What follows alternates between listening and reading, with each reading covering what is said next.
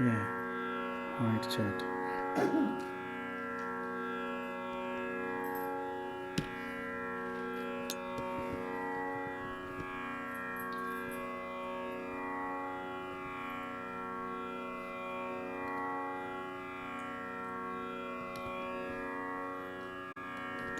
हैं हो गया ना? ठीक है ठीक है बेटे, है ना? ओके बेटे।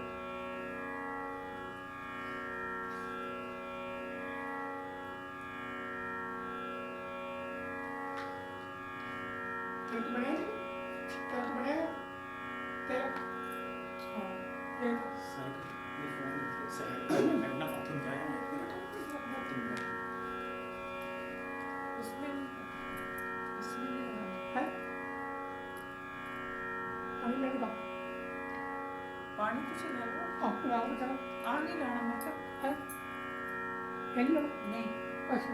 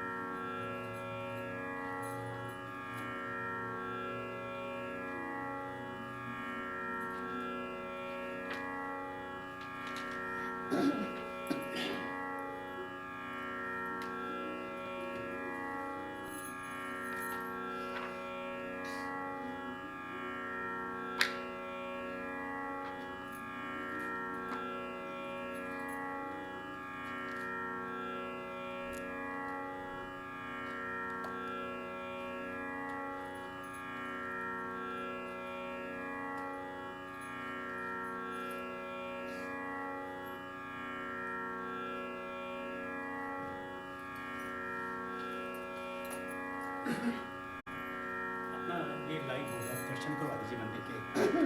लाइक हो गया हाँ, मंदिर के दर्शन करवा दीजिए।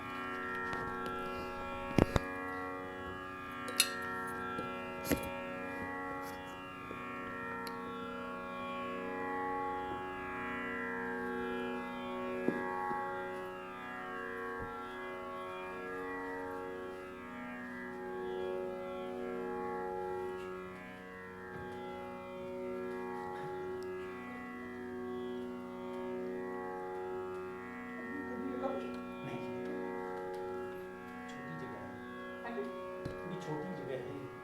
हाँ, ये थोड़ी छोटी है ना, संगीत काफी जगह है, लंबा लगाओ तो बैठने को आराम मिलता है। नहीं नहीं,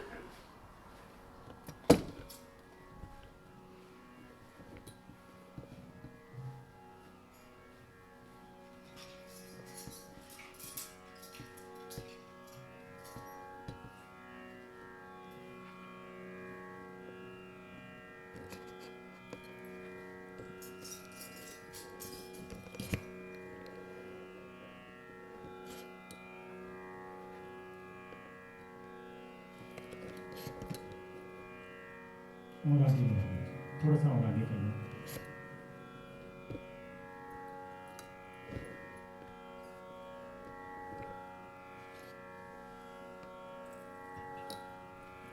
हरिओम, जय माता की।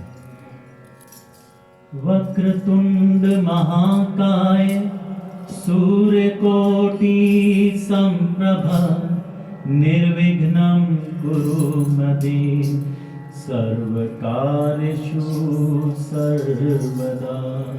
बोलिए गणपति महाराज की जय। जय गणेश जय गणेश जय गणेश देवा। माता जाकी पार्वती पिता महादेवा। जय गणेश जय गणेश जय गणेश देवा। माता जाकी पार्वती पिता महादेवा। एक दंत धरा वज्रधार गुणाधारी। माथे सिंदूर चाहे मुझे की सवारी। जय गणेश जय गणेश जय गणेश देवा। माता जाकी पार्वती पिता महादेवा। पान चढ़े फल चढ़े और चढ़े मेवा। लड्डुओं का भोग लागे संत करे सेवा। जय गणेश जय गणेश जय गणेश देवा। माता जाकी पार्वती पिता महादेवा। अंधति को आँख देत कोढ़िन को काया। कांचन को पुत्र देत नीरधन को माया। जय गणेश जय गणेश जय गणेश देवा। माता जाकी पार्वती पिता महादेवा। सूर्य शाम शरण आए सफल की जो सेवा। माता जाकी पार्वती पिता महादेवा। जय गणेश जय गणेश जय गणेश देवा। माता जाकी पार्वती पिता महादेवा। दीननि के राज राखो शंभु सुत वारी। कामिना को पूरा करो जाऊं परिहारी। जय गणेश जय गणेश जय गणेश देवा। माता जाकी पार्वती पिता महादेवा। माता जाकी पार्वती पिता महादेवा। गुरु गणपति महाराज की जय। गुरुर्ब्रह्मा गुरुर्विष्णु गुरुर्देवो महेश्वरा। गुरुर्साक्षात् परं ब्रह्म तस्मै श्री गुरुवे नमः। ध्यानमूलं गुरुर्मूर्ति पूजामूलं गुरुपदं। मंत्रमूलं गुरुवाक्यं मोक्षमूलं गुरुकृपा। सर्वमंगल मांगल्ये शिवे सर्वार्थ साधिके। शरण्ये त्र्यंबके गौरी नारायणी नमोस्तुते। या देवी सर्वभूतेषु शान्तिरूपेण संस्थिता। नमस्तस्यै नमस्तस्यै नमस्तस्यै नमो नमः। अतुलित बलधामं ह्रीं शैलाभदेहं। दलजुवन् कृशानं ज्ञानिनां ग्रगण्यं। सकलगुणनिधानं वानराणामधीशं। रघुपति प्रिय भक्तं वदजातं नमामि। आप सभी को माता के इस मंदिर गडली के प्रांगण से मेरी ओर से अतुल अग्रवाल, सारिका अग्रवाल और सभी उपस्थित भक्त नरेंद्र जी, नीलम जी, श्वेता जी बुलरहेम्पटन से और सभी ट्रस्टीज की ओर से जय माता की। एक बार जोर से जयकारा लगाएंगे। जयकारा माँ शेरा वाली का। बोलो सांचे दरबार की जय। जय हो श्री सत्यनारायण भगवान की जय। आज मैं एक बार फिर आपके समक्ष, आपके सामने श्री सत्यनारायण भगवान जी की कथा पाठ करने आया हूँ। समय बड़ा ही कठिन चल रहा है, पर हम ये भी जानते हैं कि हमारा परमात्मा भी सर्वशक्तिमान है। हमें बस अपने विश्वास को दृढ़ विश्वास बनाना है, सब ठीक होगा। इसी विश्वास के साथ आगे बढ़ते हैं। आज आप सभी लोग पहले की भांति ही देश विदेश से लाइव पूजा के माध्यम से हमारे साथ जुड़े हैं। आप सभी का स्वागत है, अभिनंदन है। पहले की भांति आज भी कुछ लोगों ने अपना लक्ष्मी जी का सहयोग भेजा है, किंतु उससे पहले मैं एक बार 22 मई वाली पूजा के डिवोटीज के नाम लेना चाहूँगा, क्योंकि कुछ लोगों के नाम उस दिन रह गए थे। तो वो नाम इस प्रकार हैं: राज मडाला जी एंड उनका परिवार, रजनी कृष्णा मडाला, कन्याकुमारी मडाला, कविशा मडाला और साई अवनीश मडाला के 25 पाउंड। जगदीश शर्मा जी का परिवार वेंसब्रिज से 33 पाउंड। गोपाल एरी अंकल जी इंडिया से उन्होंने भेजे हैं 22 पाउंड। सत्यापासी aunty ji 33 pound. Sandeep and Samita Bakshi ji का परिवार 51 pound. Surendra Atri uncle ji and Mrs Kiran Atri aunty ji और उनका परिवार 51 पाउंड। हरीश अग्रवाल जी हैंड्सवर्थ से 51 pound. Krishna Gupta aunty ji Wolverhampton से मंदिर की ट्रस्टी बहुत देर से 31 पाउंड। सुदर्शना शर्मा आंटी जी 51 पाउंड। सारिका अग्रवाल की तरफ से 22 पाउंड। रीता समानी जी उनकी ओर से 11 पाउंड। सुनीता सबलोक जी उन्हीं की बहन इंडिया से, वो आज भी देख रही हैं, 11 पाउंड। गीता गुप्ता जी डडली की ओर से 25 पाउंड। मेरे बड़े भाई साहब विपुल अग्रवाल, उन्होंने पापा मम्मी के नाम से श्री प्रेम सागर अग्रवाल जी और मिसिस शोभा अग्रवाल जी के नाम से 22 pound. Mrs Meenakshi Pathak ji 11 pound. Miss Hina पाठक 11 पाउंड। रमेश रानी आंटी जी विलन हॉल से, उनका परिवार 11 पाउंड।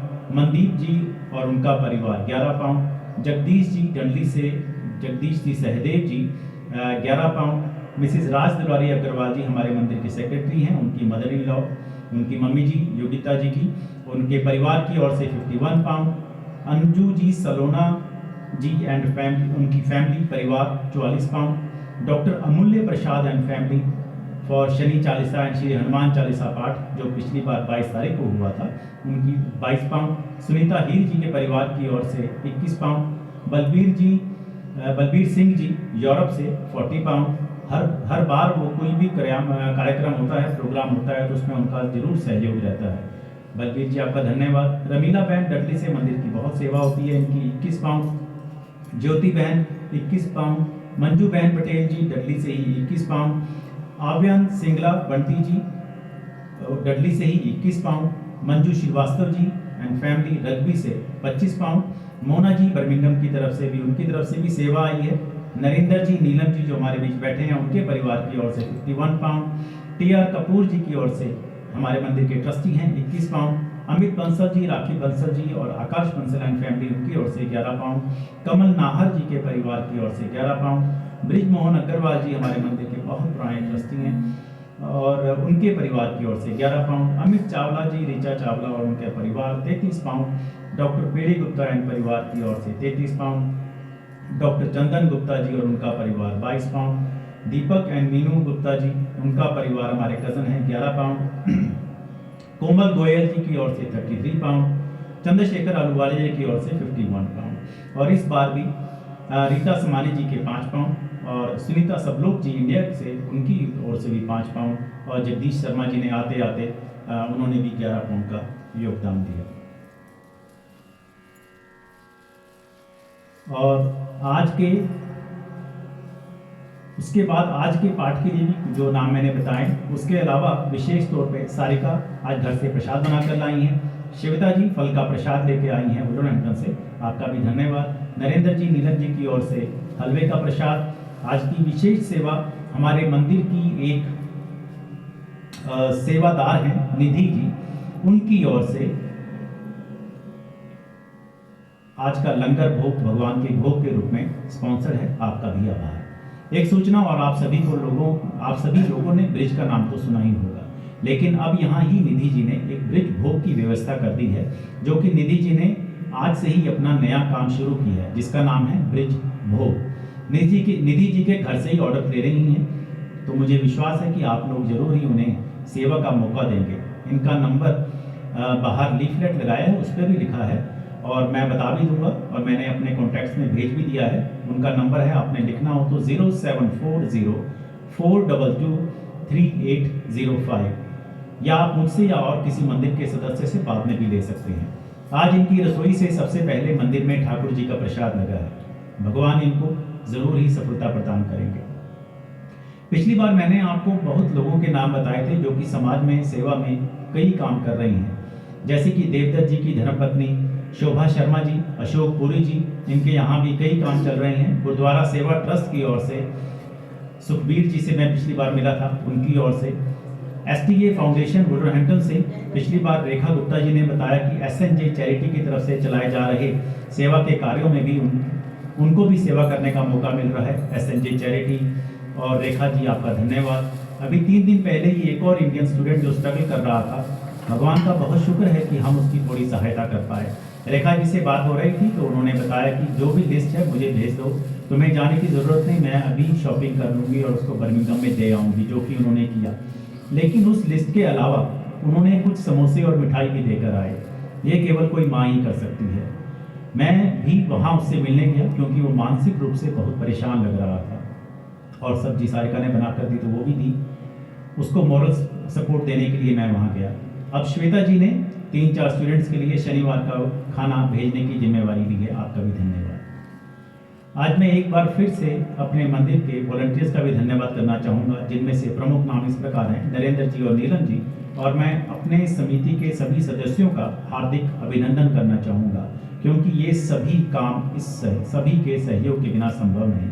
सदस्यों के नाम इस प्रकार से हैं: मिसेस कृष्णा गुप्ता जी, मिसेस दर्शना शर्मा जी, ब्रिज मोहन अग्रवाल जी, मिसेस किरण अत्री जी, मिस्टर सबरवाल जी, mister GC Narad ji, mister TR Kapoor जी, मिसेस किरण गुप्ता जी, मिस्टर चंद्रशेखर आलूवालिया जी, मिसेस योगिता अग्रवाल जी, मिसेस सुमिता बख्शी जी, मिस्टर विजय शर्मा जी और मैं अतुल अग्रवाल। आज आपको विश्व पर्यावरण दिवस की भी शुभकामनाएं। आज वर्ल्ड एनवायरनमेंट डे है। वैसे तो हिंदू धर्म में पर्यावरण की जागरूकता आज से लगभग 5,500 साल से भी पहले से श्री कृष्ण ने गोवर्धन लीला कर इसका संदेश दिया था कि वृक्षों, पहाड़ों और जानवरों की रक्षा करो। चलिए अब आज की कथा शुरू करने से पहले एक और कथा की ओर आपका ध्यान आकर्षित करना चाहूँगा। धन्यवाद निधि जी का, जिनकी कृपा से ये कथा प्राप्त हुई। तो कथा इस प्रकार है, मुझे लगा ये ज़रूरी है और मुझे भी नहीं मालूम था इतना, तो मुझे लगा कि हम सबको पता होना चाहिए। श्री जगन्नाथ की रथ यात्रा का तो हमें पता लगता है, पर उनका महत्व का तो मुझे लगा मैं आपको भी जरूर बताऊं। ज्येष्ठ शुक्ल पूर्णिमा, जिसे देव स्नान पूर्णिमा के नाम से भी जाना जाता है, आज ही के दिन भगवान श्री जगन्नाथ अपने गर्भगृह से स्नान करने के लिए बाहर आते हैं। कल से 15 दिन तक ठाकुर जी के दर्शन बंद रहेंगे एवं रथ यात्रा के दिन श्री जगन्नाथ जी सभी को दर्शन देने के लिए फिर से श्री मंदिर से बाहर पधारेंगे। भाव यह है कि ज्वर आने पर यानी कि बुखार आने पर ठाकुर जी के दर्शन कल से अब 15 दिन नहीं हो पाएंगे, क्योंकि भक्तों के लाडले जगन्नाथ जी कल अपनी मौसी के यहाँ चले जाएंगे। इनकी नित्य सेवा, इनको लाड से श्रृंगार करना, भोग राग सेवा सब होगी तो नित्य की भांति ही, पर पट के भीतर ही भीतर। श्री जगन्नाथ जी अधिक स्नान करने के कारण हुए बुखार से भक्तों को दर्शन नहीं देंगे। रथ यात्रा के दिन, जो अभी कुछ दिनों के बाद होगी, को फिर से ठाकुर जी अपने विरही भक्तों को दर्शन देने पधारेंगे। भगवान श्री कृष्ण जब द्वारिका में थे तो अक्सर ब्रजवासियों को याद करते थे। ये बात उनकी रानियों ने जान ली थी। उनको बहुत इच्छा थी कि यह जानने की कि भगवान ब्रजवासियों को इतना याद क्यों करते हैं। क्या रानियों की सेवा में किसी प्रकार की कमी है? एक दिन सभी ने मिलकर रोहिणी मैया को घेर लिया। वह कहा कि हमें ब्रज और ब्रज लीलाओं के बारे में सुनाइए। माता ने कहा कि श्री कृष्ण ने मना किया है। रानियों ने कहा कि अभी तो वे यहाँ नहीं हैं, फिर भी द्वार पर सुभद्रा जी को बिठा देती हैं। अगर वे आते दिखेंगे तो हमें इशारे से बता देंगे और हम सब कुछ और विषय पर बातें करने लग जाएंगे। बहुत अनुनय विनय करने पर माता रोहिणी मान गई। कक्ष के द्वार पर सुभद्रा जी को बिठा दिया और सब अंदर रोहिणी माता से ब्रज लीलाएं सुनने लगी। सुभद्रा जी भी कान लगाकर सुनने लगी और लीला सुनने में इतने मस्त हो गए, उनको पता ही नहीं चला कि कब भगवान श्री कृष्ण और दाऊ बलराम उनके दोनों ओर आकर बैठ गए और वे भी लीला श्रवण का रसास्वादन करने लगे। भगवान श्री चैतन्य महाप्रभु जी जब श्री कृष्ण प्रेम में मगन श्री कृष्ण लीलाओं का रसास्वादन करते थे तो आपने कई बार प्रेम के अष्ट सात्विक विकार प्रकट करने की लीला भी की है, यह बताने के लिए कि कृष्ण प्रेम की ऊंचाई पर ऐसे विकार भी शरीर में आ सकते हैं, जैसे बाहें शरीर के भीतर चली जाती हैं, आंखें फैल जाती हैं, आंखों में आंसुओं की धाराएं बहने लगती हैं, सारा शरीर पुलकायमान हो जाता है इत्यादि। ऐसी ही लीला भगवान श्री कृष्ण, श्री बलराम व श्री सुभद्रा जी ने भी की। आपके दिव्य शरीर में लीलाओं के श्रवण से अद्भुत विकार आने लगे, आपकी आंखें फैल गईं, बाहें चरण अंदर चले गए इत्यादि। भगवान की इच्छा से श्री नारद जी उस समय द्वारिका के इस महल के आगे से निकले। उन्होंने भगवान का ऐसा दिव्य रूप देखा, कुछ आगे जाकर सोचा कि यह मैंने क्या देखा, अद्भुत दृश्य, फिर वापस आए। उधर रोहिणी माता को पता चल गया कि कोई बाहर है। उन्होंने लीला सुनाना बंद कर दिया। भगवान वापस अपने रूप में आ गए। नारद जी ने प्रणाम करके भगवान से श्री कृष्ण से कहा, हे प्रभु, मेरी इच्छा है कि मैंने आज जो रूप देखा है वह रूप आपके भक्तजनों को भी पृथ्वी लोक पर चिरकाल तक देखने को मिले। आप इस रूप में पृथ्वी पर वास करें। श्री कृष्ण नारद जी की बात से प्रसन्न हुए और उन्होंने कहा कि ऐसा ही होगा। भगवान श्री कृष्ण, श्री बलराम, श्री सुभद्रा जी का वही भावमय रूप श्री पुरी धाम में श्री जगन्नाथ, श्री बलदेव व श्री सुभद्रा जी के रूप में प्रकट है। पुरी धाम में श्री जगन्नाथ जी भगवान स्वयं पुरुषोत्तम हैं। आपने दारु ब्रह्म रूप से नीलाचल जगन्नाथपुरी धाम में कृपा पूर्वक अभिभूत होकर जगत वासियों पर कृपा की। स्नान यात्रा अर्थात आज के दिन ही भगवान श्री जगन्नाथ जी का प्राकट्य हुआ था, अर्थात भगवान जगन्नाथ जी स्नान यात्रा के दिन ही इस धरातल पर प्रकट हुए थे। चलिए अब श्री सत्यनारायण कथा की ओर बढ़ते हैं। वैसे तो समस्त कथाओं का सार है सद्गुणों का अपने चरित्र में जागरण। विचारने की बात है कि विद्वानों ने पुराणों में जितनी भी कथाओं का वर्णन किया है वह गुणों के हिसाब से एक आदर्श चरित्र गढ़कर, जिससे उस चरित्र के आदर्श हम अपने जीवन में उतार कर उस चरित्र जैसे चरित्रवान हो सके। चूंकि यहाँ चर्चा का विषय श्री सत्यनारायण भगवान का चरित्र है, सो उनकी स्तुति में बोले जाने वाले मंत्र पर विचार कीजिए। शांताकारं भुजगशयनं पदं नाभं सुरेशं विश्वधारं गगनसदृशं मेघवर्णं शुभांगं लक्ष्मीकान्तं कमलनयनं योगिभिर्ध्यानगम्यं वन्दे विष्णुं भवभयहरणं सर्वलोकैकनाथम्। इसका अर्थ यह है, हम उस ईश्वर विष्णु की वंदना करते हैं जो शांत चित्त हैं, सर्पों की शैया पर शयन करने वाले हैं, कमल युक्त नाभि वाले हैं, देवताओं के भी भजनीय हैं, विश्व का आधार हैं, गगन के समान सर्वव्यापक हैं, मेघों के जैसे ही सुंदर वर्णों वाले हैं, साक्षात लक्ष्मी जी जिनकी सेवा में तत्पर हैं, तथा वह कमल के समान सुंदर नेत्रों वाले वह योगियों के भी ध्यान के परम केंद्र हैं, तथा सभी प्राणियों के एकमात्र ईश्वर, एकमात्र नाथ हैं। तो हमें ये जानने को मिलता है कि जीवन हमेशा ही संघर्षों से भरा है। कैसे भगवान विष्णु सर्प के ऊपर बैठे हैं, किंतु हमें हमेशा शांत रहकर अपने काम में निरंतर लगे रहना है। जैसे भगवान विष्णु शेषनाग की शैया पर लेटे रहकर भी निरंतर मुस्कुराते हुए वो पालनहार हम सभी का पालन कर रहे हैं। तो ये ऊर्जा, ये ज्ञान हमें सत्संग से ही मिलता है, और क्या करना है, कैसे करना है, इसका विवेक भी हमें सत्संग से ही मिलता है। लेकिन ये सब प्रभु कृपा के बिना संभव नहीं है। बिनु सत्संग विवेक न होई, राम कृपा बिन सुलभ न सोई। बिनु सत्संग विवेक न होई, राम कृपा बिन सुलभ न सोई। यानी कि बिना सत्संग के कुछ भी करने का विवेक नहीं होता, या कि विवेक के बिना सत्संग नहीं मिलता, या इससे हम ये भी कह सकते हैं कि इन दोनों का संगम ही राम कृपा है।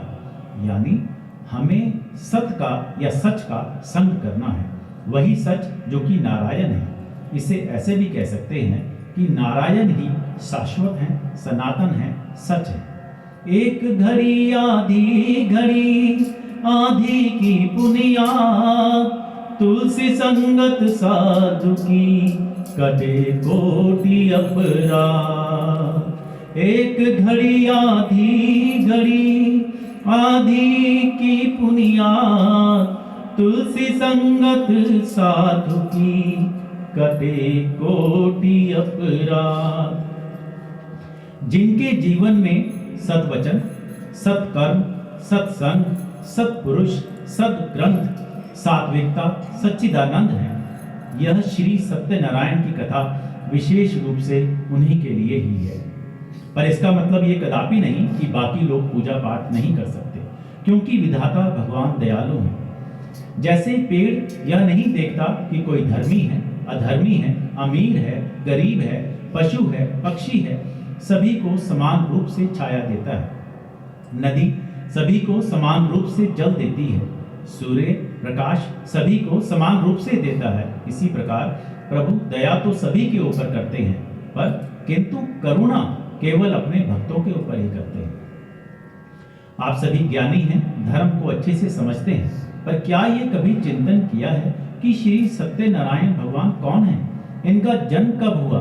आप में से ज्यादा लोगों ने ब्रह्मा, विष्णु, महेश के बारे में बहुत सुना होगा, पढ़ा होगा, और ये भी जानते हैं कि भगवान विष्णु ने धरती पर कई अवतार लिए, और हम उन्हें कभी दशा अवतार के रूप में, हमारे सामने ये दशा अवतार का रूप में या तो कभी उनके 12 अवतार के रूप में, तो फिर कभी उनके 24 अवतारों के रूप में भी पूजते हैं। हम यह भी जानते हैं कि जैसे भगवान राम का जन्म चैत्र की नवमी को हुआ था, श्री कृष्ण का जन्म भाद्रपद मास के कृष्ण पक्ष की अष्टमी को होता है। भाद्रपद मास के शुक्ल पक्ष की द्वादशी को श्री वामन जयंती के रूप में मनाया जाता है। किंतु ये श्री सत्यनारायण स्वामी कौन है? दरअसल सत्यनारायण भगवान के जन्म की कोई कथा मुझे कभी मिली ही नहीं। हमारे पास कितने ही अमूल्य ग्रंथ हैं, वेद हैं, पुराण हैं। उसी में एक स्कंद पुराण के रेवा खंड में ये प्रसंग आता है कि देवऋषि नारद भगवान विष्णु के पास जाते हैं और आगे उनका संवाद है। प्रश्न अभी भी यही है कि श्री सत्यनारायण भगवान कौन है? तो मेरी समझ के अनुसार श्री सत्यनारायण भगवान का कभी जन्म नहीं हुआ, क्योंकि सत्य तो शाश्वत होता है, सनातन होता है, इसका कोई आदि अंत नहीं होता। सत्य संसार में सबसे महान सिद्धांत है। सत्य का मतलब है सभी के कल्याण हेतु। इसलिए सत्य के बारे में व्यवहारिक बात यह है कि सत्य परेशान हो सकता है, मगर पराजित नहीं। सत्य को नारायण के रूप में पूजना ही असल में श्री सत्यनारायण जी की पूजा है। इसका दूसरा अर्थ यह है कि संसार में एकमात्र नारायण ही सत्य है, बाकी सब माया है। सत्य में ही सारा जगत समाया हुआ है। सत्य के सहारे ही शेष भगवान पृथ्वी को धारण करते हैं। भगवान भोले शंकर तो मां पार्वती से कहते भी हैं कि उमा कहूं मैं अनुभव अपना, सत हरि भजन जगत सब सपना। उमा कहूं मैं अनुभव अपना, सत हरि भजन जगत सब सपना। तो ईश्वर सत्य है। ईश्वर सत्य है, सत्य ही शिव है, शिव ही सुंदर है। जागो उठ कर देखो,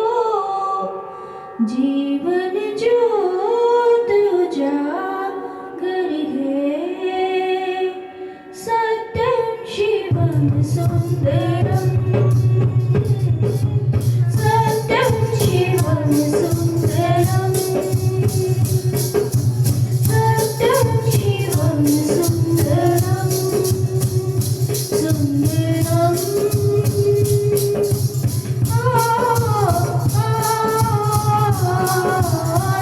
सत्यं शिवं सुन्दरम्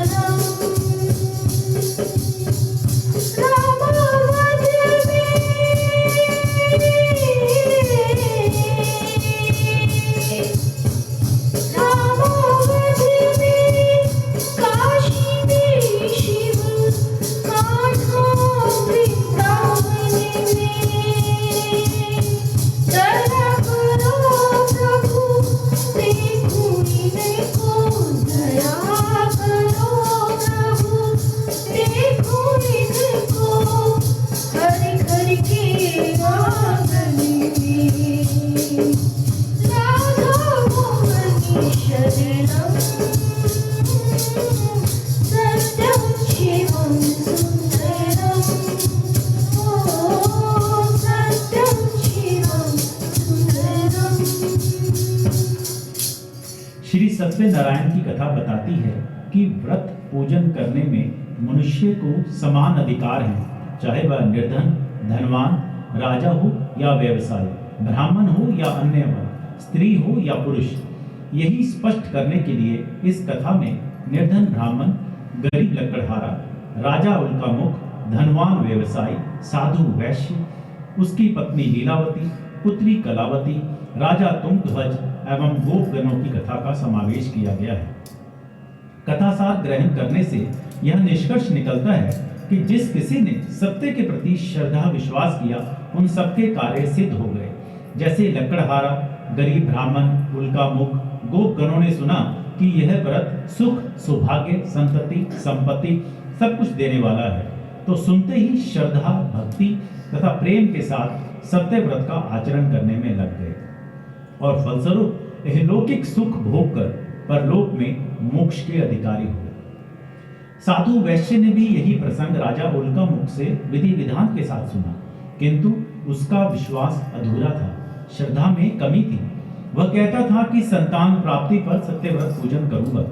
समय बीतने पर उसके घर एक सुंदर कन्या का जन्म हुआ। उसकी श्रद्धालु पत्नी ने व्रत की याद दिलाई तो उसने कहा कि कन्या के विवाह के समय करेंगे। कहते भी हैं शुभम अति शीघ्रम, यानी कि शुभ कार्य करने में विलंब नहीं करना चाहिए, और जब कभी बुरा विचार आए तो उसको कल पर टाल देना चाहिए। तो पहले अध्याय को पढ़ते हैं, उसे ध्यान से सुनिए। श्री सत्यनारायण व्रत का वर्णन देवऋषि नारद जी के पूछने पर स्वयं भगवान विष्णु जी ने अपने मुख से किया। श्रीमन नारायण नारायण नारायण श्रीमन नारायण नारायण सत्यनारायण नारायण नारायण लक्ष्मी नारायण नारायण नारायण। एक समय की बात है, नैमिषारण्य तीर्थ में शोनिकादिक 88,000 ऋषियों ने श्री सूत जी से पूछा कि हे प्रभु, इस कलयुग में वेद विद्या रहित मनुष्यों को प्रभु भक्ति किस प्रकार मिल सकती है तथा उनका उद्धार कैसे होगा।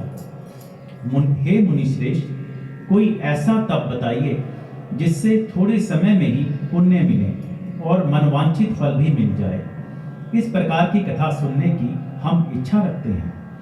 सर्व शास्त्रों के ज्ञाता सूत जी बोले, हे वैष्णवों में पूज्य, आप सभी ने प्राणियों के हित की बात पूछी है, इसलिए मैं एक ऐसे श्रेष्ठ व्रत को आप लोगों को बताऊंगा जिसे नारद जी ने लक्ष्मी नारायण जी से पूछा था और लक्ष्मीपति ने मुनि श्रेष्ठ नारद जी से कहा था। आप सब इसे ध्यान से सुनिए। एक समय की बात है, योगी राज नारद जी दूसरों के हित की इच्छा लिए अनेक लोकों में घूमते हुए मृत्यु लोक में आ पहुंचे। यहाँ उन्होंने अनेक योनियों में जन्मे प्रायः सभी मनुष्यों को अपने अपने कर्मों द्वारा अनेकों दुखों से पीड़ित देखा। उनका दुख देख नारद जी सोचने लगे कि कैसा यत्न किया जाए जिसके करने से निश्चित रूप से मानव के दुखों का अंत हो जाए। इसी विचार पर मनन करते हुए वह विष्णु लोक में गए। वहां वह देवों के ईश नारायण की स्तुति करने लगे, जिनके हाथों में शंख, चक्र, गदा और पद्म थे, गले में वरमाला पहने हुए थे। स्तुति करते हुए नारद जी बोले, हे भगवान, आप अत्यंत शक्ति से संपन्न हैं। मन तथा वाणी भी आपको पा नहीं सकते। आपका आदि, मध्य तथा अंत नहीं है। निर्गुण स्वरूप सृष्टि के कारण भक्तों के दुख को दूर करने वाले हैं। आपको मेरा नमस्कार है। और इस प्रकार विनती करने लगे, भला करो भगवान, सबका भला करो। भला करो भगवान, सबका भला करो। दाता दया निधान, सबका भला करो। दाता दया निधान, सबका भला करो। भला करो, भला करो, भला करो भगवान, सबका भला करो। भला करो, भगवान, सबका भला करो। तुम सबके हो पालनहारे, सबको मिलता तेरा सहारा। तुम सबके हो पालनहारे, सबको मिलता तेरा सहारा। हे जगदीश महान, सबका भला करो। हे जगदीश महान, सबका भला करो। भला करो भगवान, सबका भला करो। भला करो भगवान, सबका भला करो। नारद जी की स्तुति सुन विष्णु भगवान बोले, हे मुनि श्रेष्ठ, आपके मन में क्या बात है? आप किस काम के लिए पधारे हैं? उसे निसंकोच कहो। इस पर नारद मुनि बोले कि मृत्यु लोक में अनेक योनियों में जन्मे मनुष्य अपने कर्मों के द्वारा अनेकों दुख से दुखी हो रहे हैं। हे नाथ, आप मुझ पर दया रखते हैं तो बताइए कि वो मनुष्य थोड़े प्रयास से ही अपने दुखों से कैसे छुटकारा पा सकते हैं। श्री हरि बोले, हे नारद, मनुष्यों की भलाई के लिए तुमने बहुत अच्छी बात पूछी है। जिसके करने से मनुष्य मोह से छूट जाता है, वह बात मैं कहता हूं, उसे सुनो। स्वर्ग लोक व मृत्यु लोक दोनों में एक दुर्लभ उत्तम व्रत है जो पुण्य देने वाला है। आज प्रेम वश होकर मैं उसे तुमसे कहता हूं। श्री सत्यनारायण भगवान का यह व्रत अच्छी तरह विधान पूर्वक करके मनुष्य तुरंत ही यहाँ सुख भोग कर मरने पर मोक्ष पाता है। श्री हरि के वचन सुन नारद जी बोले कि उस व्रत का फल क्या है और उसका विधान क्या है? यह व्रत किसने किया था? इस व्रत को किस दिन करना चाहिए? सभी कुछ विस्तार से बताएं। नारद जी की बात सुनकर श्री हरि बोले, दुख व शोक को दूर करने वाला, यह सभी स्थानों पर विजय दिलाने वाला है। मानव को भक्ति व श्रद्धा के साथ शाम को श्री सत्यनारायण भगवान की पूजा धर्मपरायण होकर ब्राह्मणों व बंधुओं के साथ करनी चाहिए। भक्ति भाव से ही नैवेद्य, केले का फल, घी, दूध और गेहूं का आटा सवाया लें। गेहूं के स्थान पर साठी का आटा, शक्कर तथा गुड़ लेकर वह सभी भक्षण योग्य पदार्थों को मिलाकर भगवान का भोग लगाएं। ब्राह्मणों सहित बंधु बांधवों को भी भोजन कराएं। उसके बाद स्वयं भोजन करें। भजन कीर्तन के साथ भगवान की भक्ति में लीन हो जाएं। इस तरह से सत्यनारायण भगवान का यह व्रत करने पर मनुष्य की सारी इच्छाएं निश्चित रूप से पूरी होती हैं। इस कलिकाल अर्थात कलयुग में मृत्यु लोक में मोक्ष का यही एक सरल उपाय बताया गया है। इति श्री सत्यनारायण व्रत कथा का प्रथम अध्याय संपूर्ण। नारायण नारायण नारायण, श्रीमन् नारायण नारायण नारायण, लक्ष्मी नारायण नारायण नारायण, सत्य नारायण नारायण नारायण, सद्गुरु नारायण नारायण 11 अध्याय। सूत जी बोले, हे ऋषियों, जिसने पहले समय में इस व्रत को किया था उसका इतिहास कहता हूं, ध्यान से सुनो। सुंदर काशीपुरी नगरी में एक अत्यंत निर्धन ब्राह्मण रहता था। भूख प्यास से परेशान वह धरती पर घूमता रहता था। ब्राह्मणों से प्रेम करने वाले भगवान ने एक दिन ब्राह्मण का वेश धारण कर उसके पास जाकर पूछा, हे विप्र, नित्य दुखी होकर तुम पृथ्वी पर क्यों घूमते हो? दीन ब्राह्मण बोला, मैं निर्धन ब्राह्मण हूं, भिक्षा के लिए धरती पर घूमता हूं। हे भगवान, यदि आप इसका कोई उपाय जानते हो तो बताइए। वृद्ध ब्राह्मण ने कहा कि सत्यनारायण भगवान मनवांछित फल देने वाले हैं, इसलिए तुम उनका पूजन करो। इसे करने से मनुष्य सभी दुखों से मुक्त हो जाता है। वृद्ध ब्राह्मण बनकर आए श्री सत्यनारायण भगवान उस निर्धन ब्राह्मण को व्रत का सारा विधान बताकर अंदर ध्यान हो गए। ब्राह्मण मन ही मन सोचने लगा कि जिस व्रत को वृद्ध ब्राह्मण करने को कह गए हैं, मैं उसे जरूर करूंगा। यह निश्चय करने के बाद ही उसे रात में नींद नहीं आई। वह सवेरे उठकर सत्यनारायण भगवान के व्रत का निश्चय कर भिक्षा के लिए चला गया। उस दिन निर्धन ब्राह्मण को भिक्षा में बहुत धन मिला, जिससे उसने बंधु बांधवों के साथ मिलकर श्री सत्यनारायण भगवान का व्रत संपन्न किया। भगवान सत्यनारायण का व्रत संपन्न करने के बाद वह निर्धन ब्राह्मण सभी दुखों से छूट गया और अनेक प्रकार की संपत्तियों से युक्त हो गया। उसी समय से वह ब्राह्मण हर माह इस व्रत को करने लगा। इस तरह से सत्यनारायण भगवान के व्रत को जो मनुष्य करेगा वह सभी प्रकार के पापों से छूटकर मोक्ष को प्राप्त होगा। जो मनुष्य इस व्रत को करेगा वह भी सभी दुखों से मुक्त हो जाएगा। सूत जी बोले कि इस तरह से नारद जी से नारायण जी का कहा हुआ श्री सत्यनारायण का व्रत को मैंने तुमसे कहा। हे विप्रो, मैं अब और क्या कहूं? ऋषि बोले, हे मुनिवर, संसार में उस विप्र से सुनकर और किस किस ने इस व्रत को किया, हम सब इस बात को सुनना चाहते हैं। इसके लिए हमारे मन में श्रद्धा का भाव है। सूत जी बोले, हे मुनियों, जिसने इस व्रत को किया वह सब सुनो। एक समय वही विप्र धन व ऐश्वर्य के अनुसार अपने बंधु बांधवों के साथ इस व्रत को करने को तैयार हुए। उसी समय एक लकड़ी बेचने वाला बूढ़ा आदमी वहां आया और लकड़ियां बाहर रखकर अंदर ब्राह्मण के घर में गया।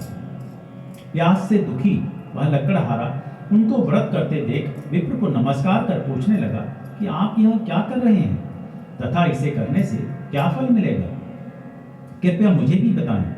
ब्राह्मण ने कहा कि सब मनोकामनाओं को पूरा करने वाला यह सत्यनारायण भगवान का व्रत है। इनकी कृपा से ही मेरे घर में धन धान्य आदि की वृद्धि हुई है। जब वो वृद्ध ब्राह्मण से व्रत के बारे में पूछता है तो लकड़हारा कहता है कि प्रभु, मेरी पुकार भी सुनेंगे ना? वो मेरी पुकार सुनेंगे तो सही।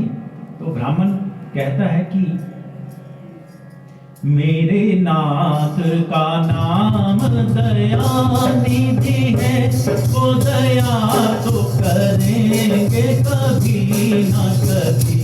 मेरे नाथ का नाम दयानिधि, वो दया तो करेंगे कभी ना कभी। मेरे नाथ का नाम दयानिधि है, वो दया तो करेंगे कभी ना कभी। मेरे नाथ का नाम दयानिधि है, वो दया तो करेंगे कभी ना कभी। दुख हारी प्रभु हम दुखियों के दुख कष्ट हरेंगे कभी ना कभी। दुख हारी प्रभु हम दुखियों के दुख कष्ट हरेंगे कभी ना कभी। हम द्वार पे आपके आगे खड़े, हम द्वार पे आपके आगे खड़े। मोदक से किसी जिससे हैं अड़े, मोदक से किसी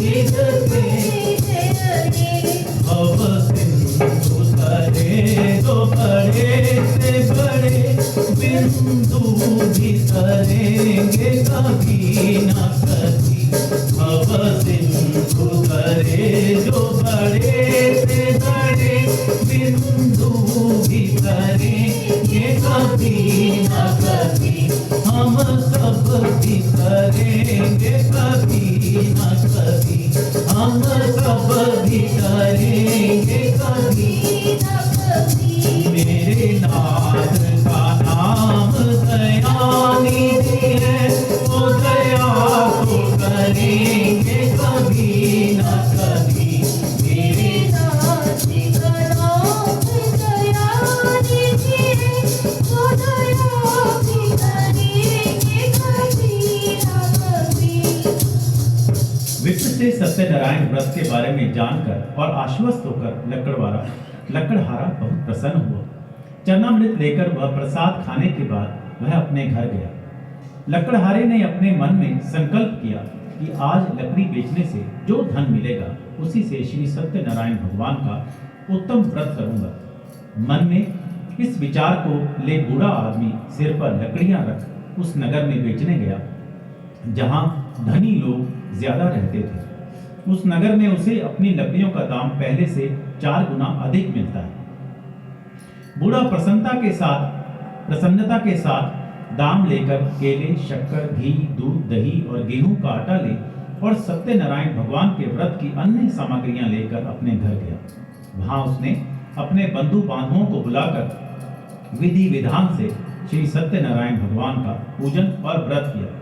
इस व्रत के प्रभाव से वह बूढ़ा लकड़हारा धन, पुत्र आदि से युक्त होकर संसार के समस्त सुख भोगकर अंत काल में वैकुंठ धाम चला गया। इति श्री सत्यनारायण व्रत कथा का 2य अध्याय संपूर्ण। भज मन नारायण नारायण नारायण, श्रीमन नारायण नारायण नारायण, सत्यनारायण नारायण नारायण, लक्ष्मी नारायण नारायण नारायण। 3रा अध्याय। सूत जी बोले, हे श्रेष्ठ मुनियों, अब आगे की कथा कहता हूं। पहले समय में उल्का मुख नाम का एक बुद्धिमान राजा था। वह सत्य वक्ता और जितेंद्रिय था। प्रतिदिन देव स्थानों पर जाता और निर्धनों को धन देकर उनके कष्ट दूर करता था। उसकी पत्नी कमल के समान मुख वाली तथा सती साध्वी थी। भद्रशिला नदी के तट पर उन दोनों ने श्री सत्यनारायण भगवान का व्रत किया। उसी समय साधु नाम का एक वैश्य आया। उसके पास व्यापार करने के लिए बहुत सा धन भी था। राजा को व्रत करते देखकर वह विनय के साथ पूछने लगा, हे राजन, भक्ति भाव से पूर्ण होकर आप यह क्या कर रहे हैं? मैं सुनने की इच्छा रखता हूं, तो आप मुझे बताएं।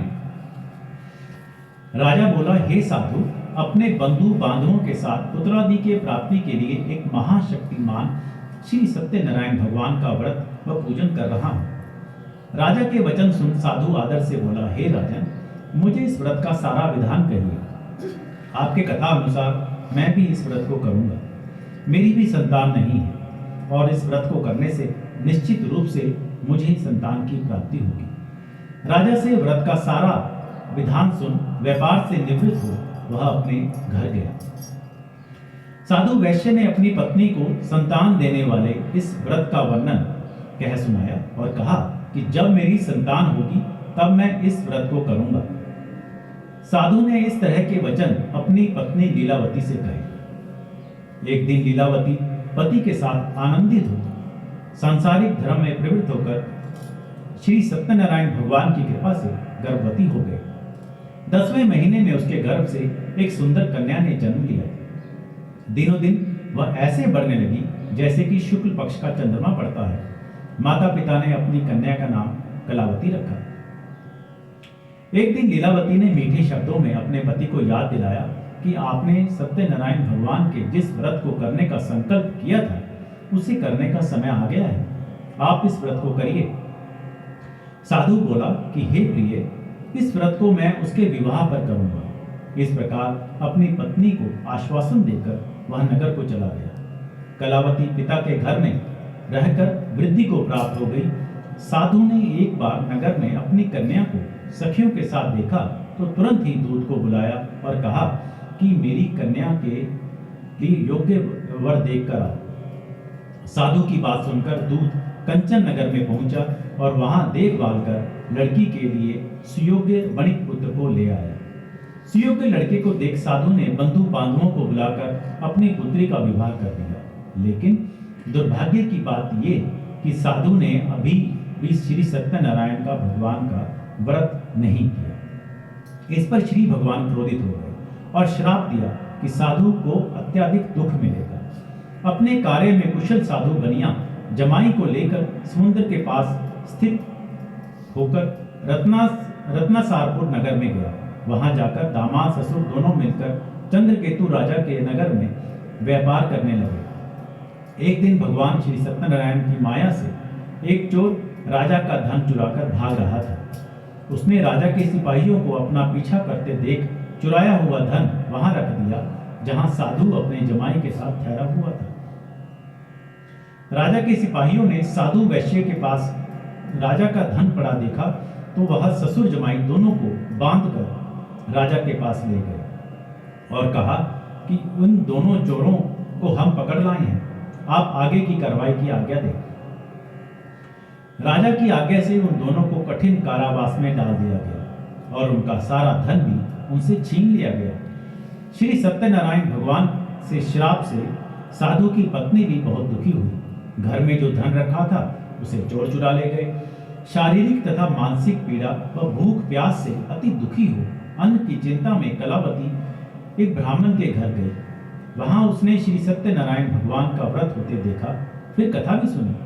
वह प्रसाद ग्रहण कर रात को घर वापस आई। माता ने कलावती से पूछा कि हे पुत्री, अब तक तुम कहां थी, तेरे मन में क्या है? कलावती ने अपनी माता से कहा, हे माता, मैंने एक ब्राह्मण के घर में श्री सत्यनारायण भगवान का व्रत देखा है, पूजा देखी है। कन्या के वचन सुन लीलावती भगवान के पूजन की तैयारी करने लगी। लीलावती ने परिवार व बंधुओं सहित श्री सत्यनारायण भगवान का पूजन किया और उनसे वर मांगा कि मेरे पति तथा जमाई शीघ्र घर आ जाए। साथ ही ये प्रार्थना की कि हम सबका अपराध क्षमा करें। ससुर और जमाता ने भी यही पुकार की, बांके बिहारी मुझको तेना सहारा, बांके बिहारी मुझको देना सहारा, कहीं छूट जाए ना दामन तुम्हारा, बांके बिहारी मुझको तेरा सहारा, कहीं छूट जाए ना दामन तुम्हारा। तेरे नाम का गान गाता रहूं मैं, सुबह शाम तुझको दिखाता रहूं मैं। तेरे नाम का गान गाता रहूं मैं, सुबह शाम तुझको गाता रहूं मैं। तेरा नाम मुझको है प्राणों से प्यारा, तेरा नाम मुझको है प्राणों से प्यारा, कहीं छूट जाएगा दामन तुम्हारा, बांके बिहारी मुझको देना सहारा, कहीं छूट जाएगा दामन तुम्हारा। श्री सत्यनारायण भगवान इस व्रत से, इस पुकार से संतुष्ट हो गए और राजा चंद्रकेतु को सपने में दर्शन दे कहा कि हे राजन, तुम उन दोनों वैश्यों को छोड़ दो और जो तुमने जो उनका धन लिया है उसे वापस कर दो। अगर ऐसा नहीं किया तो मैं तुम्हारा धन, राज्य व संतान सभी को नष्ट कर दूंगा। राजा को यह कहकर वह अंतर्ध्यान हो गए। प्रातःकाल में सभा में राजा ने अपना सपना सुनाया, फिर बोले कि बणिक पुत्रों को कैद से मुक्त कर सभा में लाओ। दोनों ने आते ही राजा को प्रणाम किया। राजा मीठी वाणी में बोला, हे महानुभावों, भाग्यवश ऐसा कठिन दुख तुम्हें प्राप्त हुआ है, लेकिन अब तुम्हें कोई भय नहीं है। ऐसा कह राजा ने उन दोनों को नए वस्त्राभूषण भी पहनाए और जितना धन उनका लिया था उससे दुगना धन वापस कर दिया। दोनों वैश्य अपने घर को चले गए। इति श्री सत्यनारायण भगवान व्रत कथा का 3 अध्याय संपूर्ण। भज मन नारायण नारायण नारायण, श्रीमन नारायण नारायण नारायण, लक्ष्मी नारायण नारायण नारायण, सत्य नारायण नारायण नारायण। सूतजी बोले, वैश्य ने मंगलाचार कर अपनी यात्रा आरंभ की और अपने नगर की ओर चल दिए। उनके थोड़ी दूर जाने पर एक दंडी वेशधारी श्री सत्यनारायण ने उनसे पूछा, हे साधु, तेरी नाव में क्या है?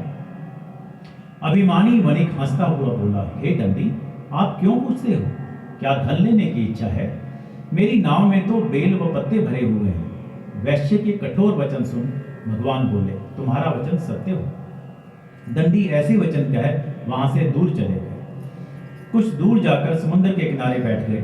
दंडी के जाने के बाद साधु वैश्य ने नित्य क्रिया के पश्चात नाव को ऊंची उठे देखकर अचंभा माना और नाव में बेल पत्ते आदि देखकर वह मूर्छित हो जमीन पर गिर पड़ा।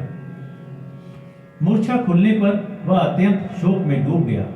तब उसका दामाद बोला कि आप शोक ना करें, यह दंडी का श्राप है, इसलिए हमें उनकी शरण में जाना चाहिए, तभी हमारी मनोकामना पूरी होगी।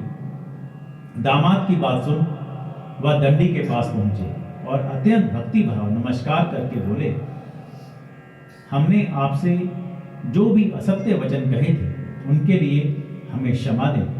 ऐसा कहकर महान शोकातुर हो रोने लगे। तब दंडी भगवान बोले, हे वणिक पुत्रों, मेरी आज्ञा से बार बार तुम्हें दुख प्राप्त हुआ है, तुम मेरी पूजा से विमुख हो जाते हो। साधु बोला, हे भगवान, आपकी माया से ब्रह्मा आदि देवता भी आपके रूप को नहीं जानते, तब मैं अज्ञानी कैसे जान सकता हूँ? आप प्रसन्न होइए, अब मैं सामर्थ्य के अनुसार आपकी पूजा करूंगा। मेरी रक्षा करो और पहले के समान नौका में धन भर दो। साधु वैश्य के भक्तिपूर्वक वचन सुनकर भगवान प्रसन्न हो गए और उसकी इच्छा अनुसार वरदान देकर अंतर ध्यान हो गए। ससुर जमाई जब नाव पर आए तो नाव धन से भरी हुई थी। फिर वहीं अपने अन्य साथियों के साथ सत्यनारायण भगवान का पूजन कर अपने नगर को चल दिए। जब नगर के नजदीक पहुंचे तो दूत को घर पर खबर करने के लिए भेज दिया। दूत साधु की पत्नी को प्रणाम कर कहता है कि मालिक अपने दामाद सहित नगर के निकट आ गए हैं। दूत की बात सुन साधु की पत्नी लीलावती ने बड़े हर्ष के साथ सत्यनारायण भगवान का पूजन कर अपनी पुत्री कलावती से कहा कि मैं अपने पति के दर्शन को जाती हूँ, तू कार्य पूर्ण कर शीघ्र आ जाना। माता के ऐसे वचन सुन कलावती जल्द में प्रसाद छोड़कर अपने पति के पास चली गई। प्रसाद की अवज्ञा के कारण श्री सत्यनारायण भगवान रुष्ट हो गए और नाव सहित उसके पति को पानी में डुबो दिया। कलावती अपने पति को वहां ना पाकर रोती हुई जमीन पर गिर गई। नौका को डूबा हुआ देख वो कन्या को रोता देख साधु दुखी होकर बोला कि हे प्रभु, मुझसे तथा मेरे परिवार से जो भूल हुई है उसे क्षमा करो। तो सभी पुकार उठे, क्या? पकड़ लो हाथ बने वाली, नहीं तो डूब जाएगी।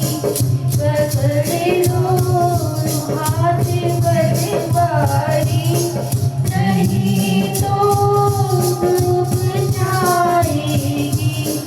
हमारा कुछ न बिगड़ेगा, तुम्हारी लाज जाएगी।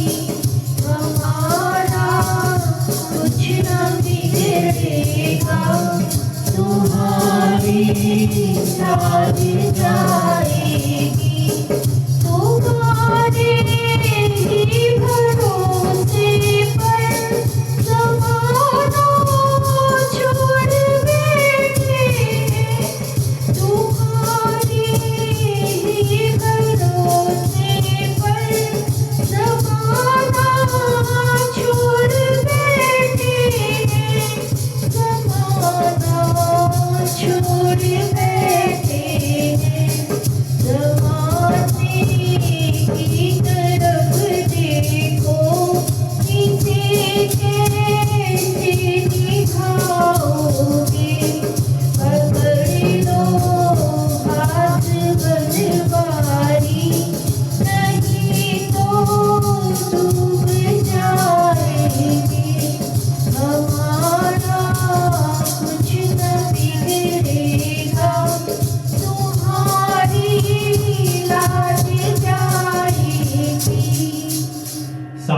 दीन वचन सुनकर श्री सत्यनारायण भगवान प्रसन्न हो गए और आकाशवाणी हुई, हे साधु, तेरी कन्या मेरे प्रसाद को छोड़कर आई है, इसलिए उसका पति अदृश्य हो गया है। यदि वह घर जाकर प्रसाद खाकर लौटती है तो इसका पति अवश्य मिलेगा। ऐसी आकाशवाणी सुन कलावती घर पहुंचकर प्रसाद खाती है और फिर आकर अपने पति के दर्शन करती है। उसके बाद साधु अपने बंधु बांधवों सहित श्री सत्यनारायण भगवान का विधि विधान से पूजन करता है। इस लोक का सुख भोगकर वे अंत में स्वर्ग जाते हैं। इति श्री सत्यनारायण व्रत कथा का 4th अध्याय संपूर्ण। भज मन नारायण नारायण नारायण, श्रीमन नारायण नारायण नारायण, लक्ष्मी नारायण नारायण नारायण, सत्य नारायण नारायण नारायण। 5वां अध्याय। सूत जी बोले, हे ऋषियों, मैं और भी एक कथा सुनाता हूँ, उसे भी ध्यानपूर्वक सुनो। प्रजापालन में लीन तुंगध्वज नाम का एक राजा था। उसने भी भगवान का प्रसाद त्याग कर बहुत ही दुख का सामना किया। एक बार वन में जाकर वन्य पशुओं को मारकर वह बड़ के पेड़ के नीचे आया और वहां उसने ग्वालों को भक्ति भाव से अपने बंधुओं सहित सत्यनारायण भगवान का पूजन करते देखा। अभिमानवश राजा ने उन्हें देखकर भी पूजा स्थान में नहीं गया और ना ही उसने भगवान को नमस्कार ही किया। ग्वालों ने राजा को प्रसाद किया, लेकिन उसने वह प्रसाद नहीं खाया और प्रसाद को वहीं छोड़ दिया और वह अपने नगर को चला गया। जब वह नगर में पहुंचा तो वहां सब कुछ तहस नहस हुआ पाया। तो वह शीघ्र ही समझ गया कि यह सब भगवान ने ही किया है। वह दोबारा ग्वालों के पास पहुंचा और विधि पूर्वक पूजा करके प्रसाद खाया तो श्री सत्यनारायण भगवान की कृपा से सब कुछ पहले जैसा हो गया। दीर्घ काल तक सुख भोगने के बाद मरणोपरांत उसे स्वर्गलोक की प्राप्ति हुई। जो मनुष्य परम दुर्लभ इस व्रत को करेगा तो भगवान श्री सत्यनारायण की अनुकंपा से उसे धन धान्य की प्राप्ति होगी, निर्धन धनी हो जाता है और भय मुक्त हो जीवन जीता है। संतानहीन मनुष्य को संतान सुख मिलता है और सारे मनोरथ पूर्ण होने पर मानव अंत काल में वैकुंठ धाम को जाता है। सूत जी बोले, जिन्होंने पहले इस व्रत को किया है, अब उनके दूसरे जन्म की कथा कहता हूँ। वृद्ध शतानंद ब्राह्मण ने सुदामा का जन्म लेकर मोक्ष की प्राप्ति की। लकड़हारे ने अगले जन्म में निषाद बनकर मोक्ष प्राप्त किया।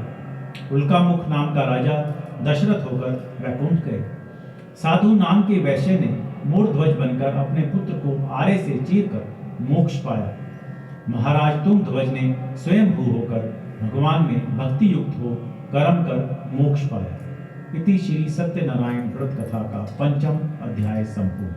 भज मन नारायण नारायण नारायण, भज मन नारायण नारायण नारायण, सत्य नारायण नारायण नारायण, लक्ष्मी नारायण नारायण नारायण।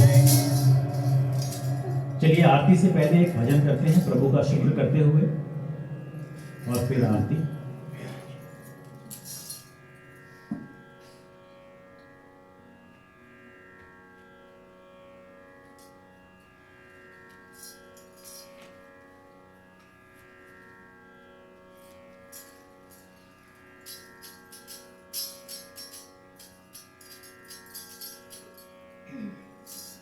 मेरे कागज दी बेड़ी रब्बा,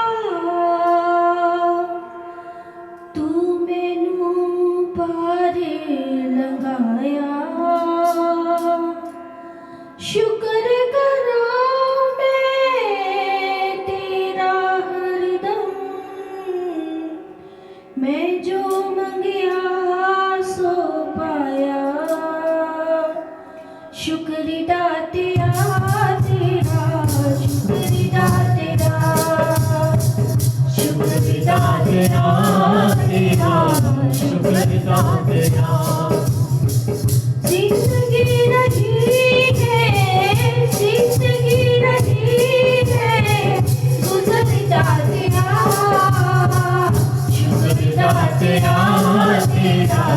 शुक्रिया तेरा, शुक्रिया तेरा, तेरा शुक्रिया तेरा।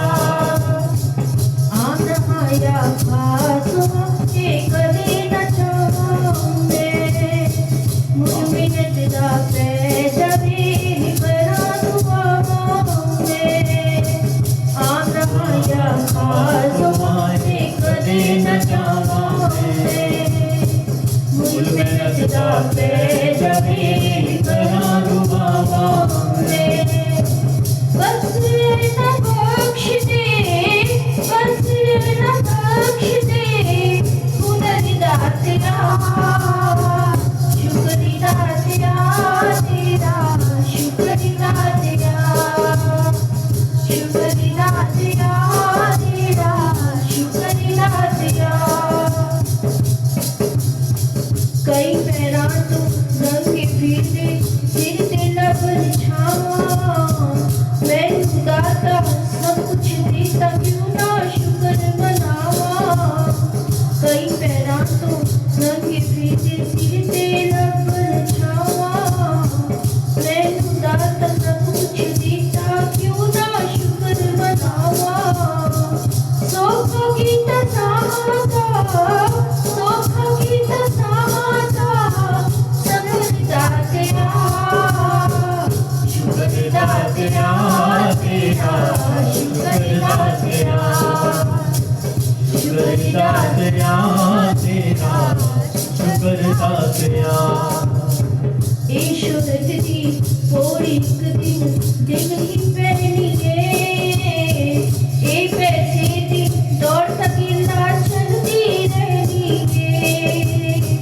ईश्वर दी कोई एक दिन ही पहनी है, ए पैसे दी दौड़ तकिला चलती रहनी है। मेरे पल्ले बांधे तू, मेरे पल्ले बांधे तू, शुक्रिया तेरा, शुक्रिया तेरा, तेरा शुक्रिया तेरा, शुक्रिया तेरा, तेरा शुक्रिया तेरा। जिंदगी रही है, जिंदगी रही है, शुक्रिया तेरा, शुक्रिया तेरा, तेरा शुक्रिया तेरा, शुक्रिया तेरा, तेरा शुक्रिया तेरा, शुक्र दातिया। आरती करते हैं उससे पहले मेरी एक अपील है, सभी लोग जो सुन रहे हैं किसी भी माध्यम से, हमारे को मंदिर में वॉलेंटियर्स की बहुत ज़रूरत है। तो जो भी जितना भी समय जैसे भी अपना समय दे सकें तो प्लीज़ आप आएँ, मंदिर की सेवा करें। और पुण्य के भागी तो बनेंगे ही, लेकिन आपको खुद को देखकर उसी समय अच्छा लगता है कि मंदिर स्वच्छ हो, साफ हो, बहुत सारा काम करने को है। तो आप आएँ। तो प्लीज़ आपको मेरा नंबर है, हमारे जो पोस्टर है जिसके ऊपर सारा सामान जा रहा है, जब लाइव में जा रहा है मैसेज, तो उसके ऊपर मेरा नंबर है। योगिता जी का हमारे जनरल सेक्रेटरी हैं। लेकिन आप मंदिर कभी भी आएँ तो हमारा मंदिर डडली में है, माता दा मंदिर, बड़ा ही सुंदर मंदिर है, लेकिन बाहर से कुछ थोड़ा सा काम कराने वाला है। तो आप आएँ और मंदिर में काम करके भी सहयोग दें। और एक और अपील है मेरी आपसे, मंदिर में हमारे को बोलते हैं कि अपना हर धर्म के हिसाब से कि दशांश जो है हमारे को जरूर हमारे को पूजा में दान में लगाना चाहिए। लेकिन सभी पैसे मंदिर में ही नहीं, क्योंकि अपने मित्रों का, अपने परिवार का मदद करना वो भी सेवा में ही है। तो हमारे कहने से, मेरी विनती पर, मंदिर की विनती से, आप मिनिमम 10 पाउंड का डायरेक्ट डेबिट ज़रूर लगाएं मंदिर के नाम से। उस पर आप मेरे से नंबर से फ़ोन करके उसके एड्रेस ले सकते हैं मंदिर का। तो आप मंदिर का मिनिमम 10 पाउंड जो है आप लगाएं। ज़्यादा का आपका सामर्थ्य है तो आप प्लीज़ ज़्यादा लगाएं। तो 2.5 पाउंड भी नहीं होते हैं एक हफ्ते के। तो आप प्लीज़, मुझे विश्वास है कि आप ज़रूर मेरी इस विनती को सुनेंगे और इस पे आप जरूर अपने डायरेक्ट डेबिट शुरू करेंगे। तो अब आरती करते हैं भगवान जी की। आप आरती आरती बनी हुई है, बस जलानी है जो।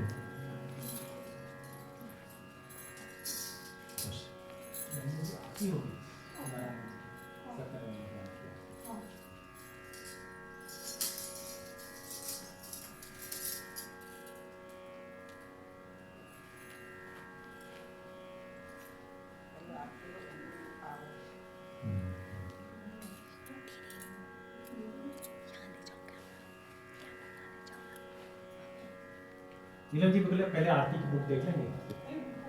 श्री सत्यनारायण जी की आरती के संग्रह में होती है।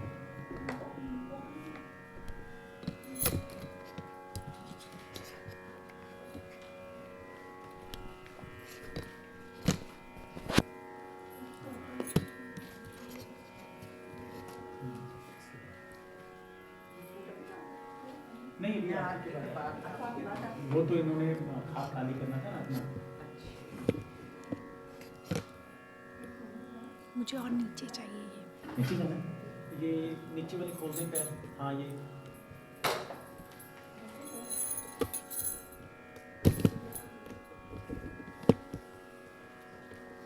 और बस ठीक है। हाँ जी धन्यवाद। जोर से करो।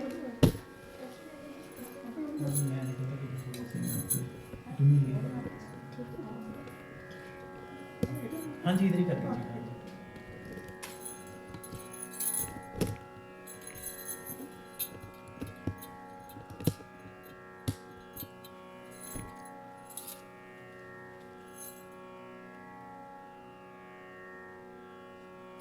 नहीं अभी सत्यनारायण जी की करेंगे पहले, इसमें नहीं है, उसके बाद माता की करेंगे।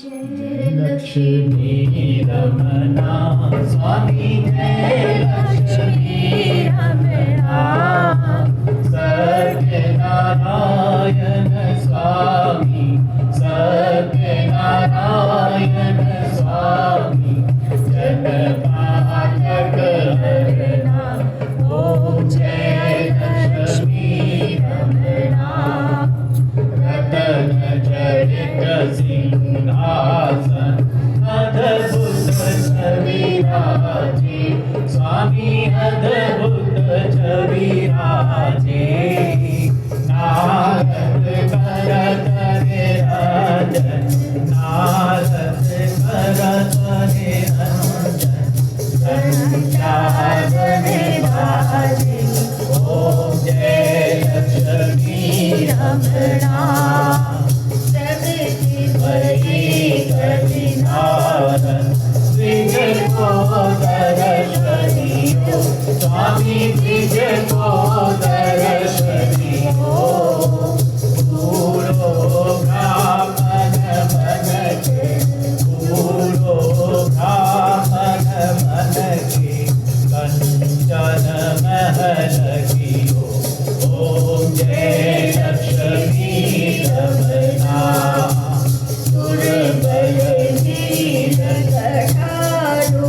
जिन पर कृपा करी, स्वामी जिन पर कृपा करी, चंद्रचूड़ एक राजा, चंद्रचूड़ एक राजा, विनती विपति हरि, ओम जय लक्ष्मी रमना,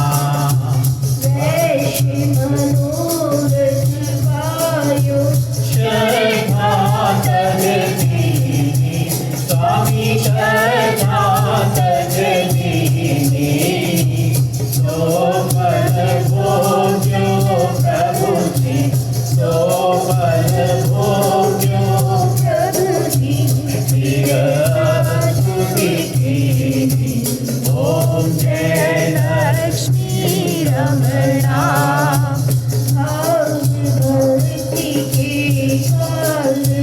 चिन्ह चिन्ह रूप धरयो, स्वामी छिन छिन रूप धरे हो श्रद्धा धारण कीनी श्रद्धा धारण कीनी इनको काल करे हो ओम जय लक्ष्मी रमणा वाल बाल संगलाजा मन में भक्ति करी स्वामी मन में भक्ति करी मन वांछित फल दीनो मन वांछित फल दीनो दीन दयालु हरि ओम जय लक्ष्मी रमणा जगत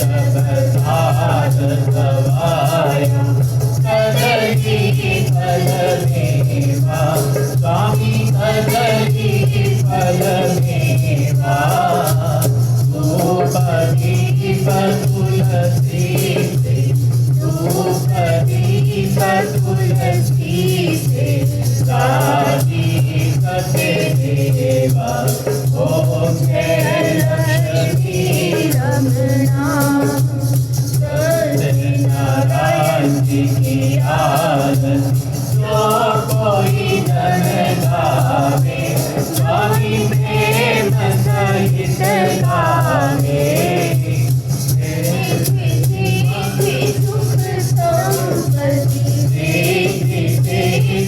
सुख संपत्ति जय रूप पावे ओम जय लक्ष्मी रमणा जय लक्ष्मी रमणा स्वामी जय लक्ष्मी रमणा सत्यनारायण स्वामी सत्यनारायण स्वामी जनबाधक हरना ओम जय लक्ष्मी रमणा बोलो श्री सत्यनारायण भगवान की जय। अब वो दूसरी आरती भी करते हैं माता की आरती। हाँ जी उधर से हाँ जी उधर कर लीजिए। आपके पास है नहीं आरती प्लीज। नहीं नहीं, माता की आपकी माता जी के है भैया के पास है। और दे दो है एक और दे दो। एक और आप आई है ना लेके आए हैं आई है ना नहीं आई है उसे आई नहीं क्या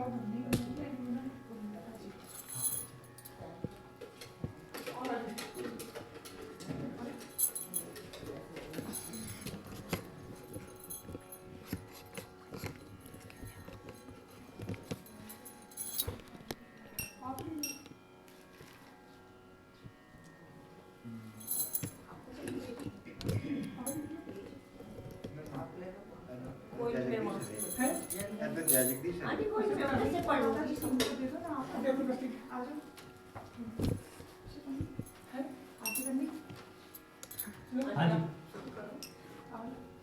हाँ जी प्यार है जी आपके लिए।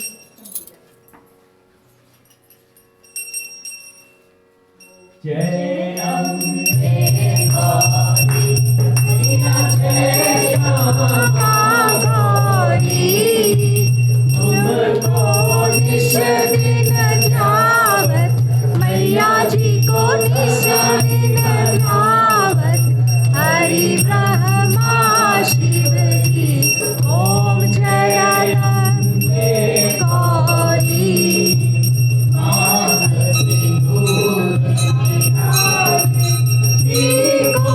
मृग मग को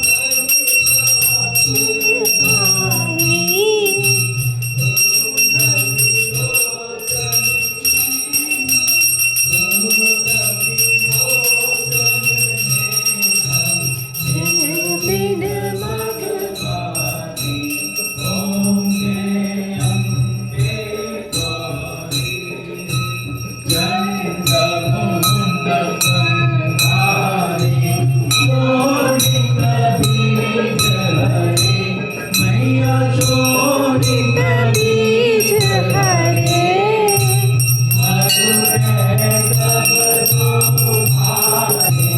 मधु के तब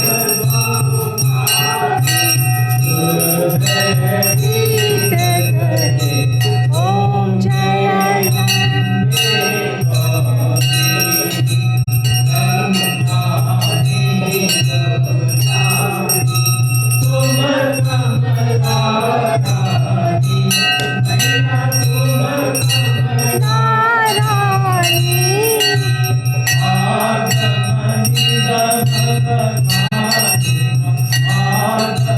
विगम बखानी आप शिव पटरानी ओम जय गौरी आवत करत भैरो मैया नृत्य करत भैरो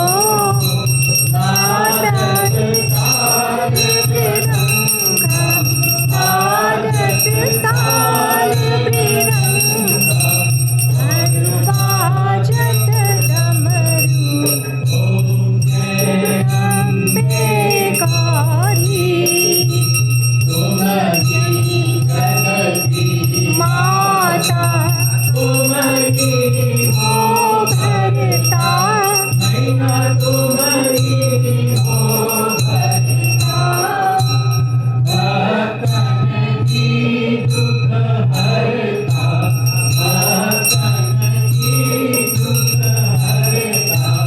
सुख संपत्ति करता ओम जय लक्ष्मी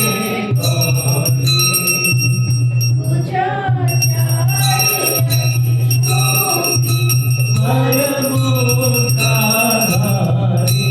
मैया वरमुद्राधारी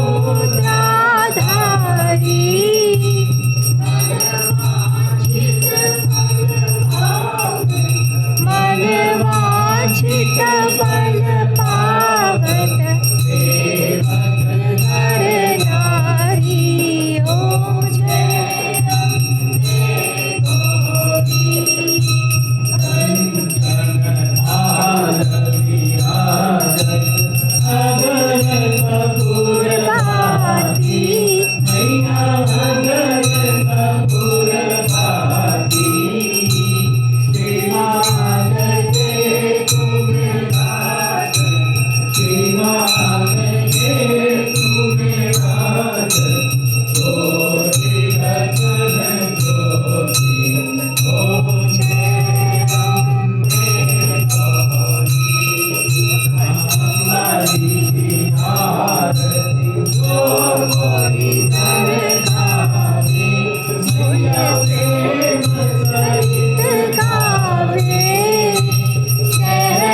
शिवानंद स्वामी कहत हरि मन वांछित फल पावे ओम जय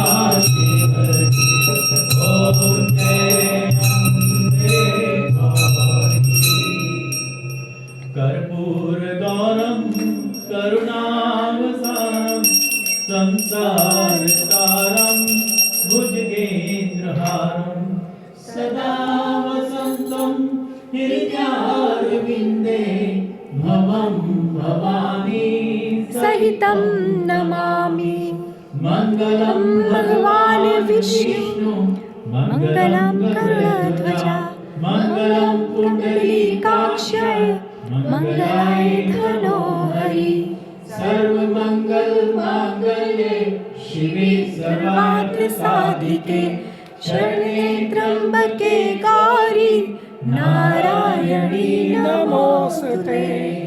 त्वमेव माता च पिता त्वमेव त्वमेव बन्धु च सखा त्वमेव त्वमेव विद्या द्रविणं त्वमेव त्वमेव सर्वं मम देव देव। ॐ सर्वे भवन्तु सुखिनः सर्वे सन्तु निरामयाः सर्वे भद्राणि पश्यन्तु मा कश्चित् दुःखभाग् भवेत्। ओम सर्वदेव की जय, सभी संतों की जय। सबका भला करो भगवान, सबका सब विधि हो कल्याण। सबका भला करो भगवान, सबका सब विधि हो कल्याण। हरि ओम। जय करामा शेरावलिया। साचे दरबार की जय। कोई भूल चूक हो तो उसको माफ करना। और आज की कथा यहीं पर समाप्त। तो आप सबको मेरी यही अपील है, प्लीज़ आप मंदिर में आए, जब भी खुलेगा, उम्मीद है जल्दी खुले। और हमारे यहाँ संडे को 5 बजे से 7 बजे कीर्तन का, चौकी का प्रोग्राम होता है, पूजा होती है, अर्चना होती है और उसके बाद भंडारे की व्यवस्था रहती है। ऐसे ही मंगलवार को 5 बजे से 7 बजे तक हमारे मंदिर में रेगुलरली, आजकल बंद है लेकिन जल्द ही खुल जाएगा। उम्मीद है, जैसे लग रहा है कि अनुमान है कि शायद जुलाई के पहले हफ्ते में या दूसरे हफ्ते में खुलेगा। तो देखो भगवान का दर्शन देते हैं सभी को। तो जो भी कोई भूल चूक हो तो माफ़ करना। तो प्लीज़ आप याद रखें, वॉलंटियर्स की हमारे को बहुत ज़रूरत है और 10 पाउंड का मिनिमम डायरेक्ट डेबिट जरूर लगाएं और ज़्यादा का आपकी सामर्थ्य है तो ज़्यादा का। धन्यवाद। जयकारा माता का, जय माता की जय।